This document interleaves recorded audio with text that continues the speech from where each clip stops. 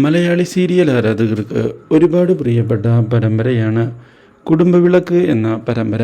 Season 2 ആരംഭിച്ചതിനെ തുടർന്ന് ഒരുപാട് negative കമൻറ്റുകളാണ് ഈ പരമ്പരയ്ക്ക് ആദ്യം നേരിടേണ്ടി വന്നത് എങ്കിലും ഇപ്പോൾ പുതിയ വഴിത്തിരിവുകൾ ഉണ്ടാക്കിക്കൊണ്ട് മുന്നേറുന്ന ഈ പരമ്പര പ്രേക്ഷകരുടെ മനസ്സിൽ സ്ഥാനം പിടിച്ചിരിക്കുകയാണ്.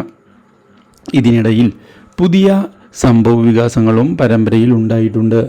സുമിത്രയുടെ ആക്ടിംഗ് വളരെ ഗംഭീരമാണ് എന്നുള്ള അഭിപ്രായമാണ് പ്രേക്ഷകർ രേഖപ്പെടുത്തുന്നത്. ഇതിനിടയിലാണ് പുതിയ തിരിച്ചടികൾ ഉണ്ടാക്കിക്കൊണ്ട് ദീപുവിൻ്റെ ചതി പുറത്തു വരുന്നത്. പക്ഷേ ഇതോടെ ദീപുവുമായുള്ള എല്ലാ ബന്ധവും അവസാനിപ്പിക്കാൻ സുമിത്ര തയ്യാറായിരിക്കുകയാണ്. ഇതേസമയം രഞ്ജിതയും അതുപോലെ തന്നെ പരമശിവവും ഈ കാര്യം അറിഞ്ഞതിനെ തുടർന്ന് ആകെ ഞെട്ടിപ്പോവുകയും ഇനി ദീപുവിനെ കൊണ്ട് യാതൊരു ഉപകാരവും ഇല്ല എന്നുള്ള സത്യം അവർ മനസ്സിലാക്കുകയും ചെയ്തിരിക്കുകയാണ്.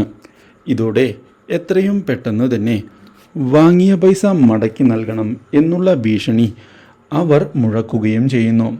ദീപു ആകെ കുടുങ്ങിപ്പോയിരിക്കുകയാണ്.